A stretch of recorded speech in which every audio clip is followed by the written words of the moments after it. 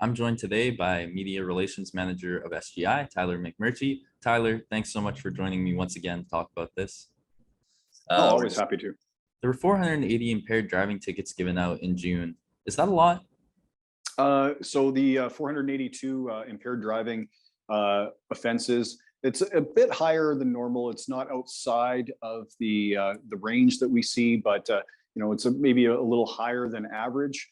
We of course think that any level of impaired driving is unacceptable, and we don't want to see anybody driving impaired. We don't want to see anybody getting caught driving impaired, because as we pointed out in our news release, the many consequences of an impaired driving offense can absolutely wreck your summer, and nobody wants that. Is summer playing a role in the number of tickets? It very well might be. I think in any given month, the police across Saskatchewan are very strongly focused on enforcing impaired driving, and this number might also have been a reflection of just some of the enforcement activity that's taking place, not necessarily more actual impaired driving taking place, but just police catching more of it. So that is probably playing into that as well. How does the amount of tickets given out this June compare to previous Junes? Sure. If we look at the last 3 Junes over the last 3 years, 2019, 2020, and 2021, this is the highest of those. But it's pretty much in line with what we saw last June. And of course, in 2020, numbers were down a little bit, I think, across the board of traffic violations as more people were staying at home. But it was a little bit higher than what we saw last year. So that's something that drivers and should be aware of. Police are catching impaired drivers at a very substantial rate, and the consequences of an impaired driving, either a criminal code charge or even an administrative license suspension, are quite significant. You get your license suspended immediately, your vehicle impounded at roadside.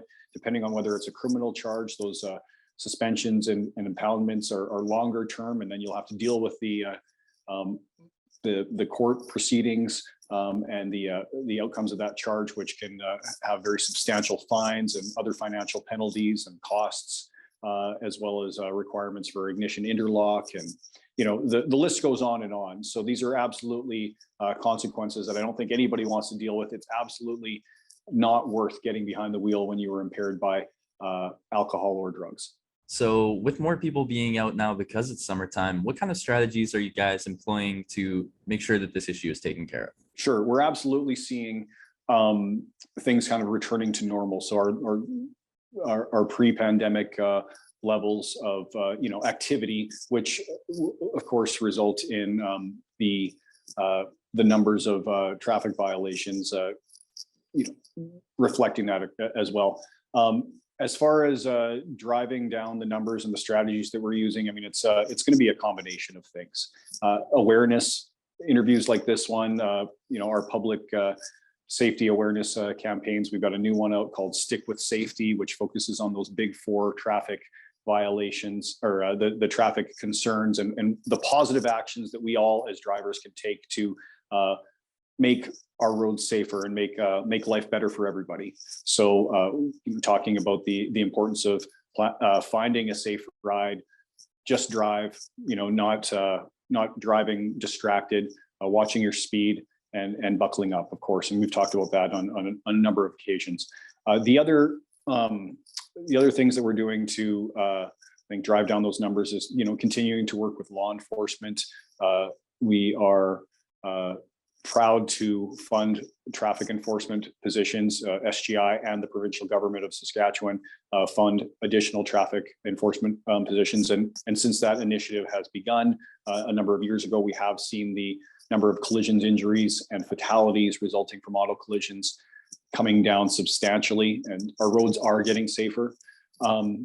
We're doing a number of things, for our partnerships with groups like MAD, that help bring that awareness and involve the public in fighting impaired driving through things like the Report Impaired Drivers program, and just helping people understand the real life consequences of impaired driving. And it's not just those legal and those legal consequences I referred to earlier. The real human cost is, of course, people losing their lives or being significantly injured as a result of impaired driving. We don't want anybody to see that happen.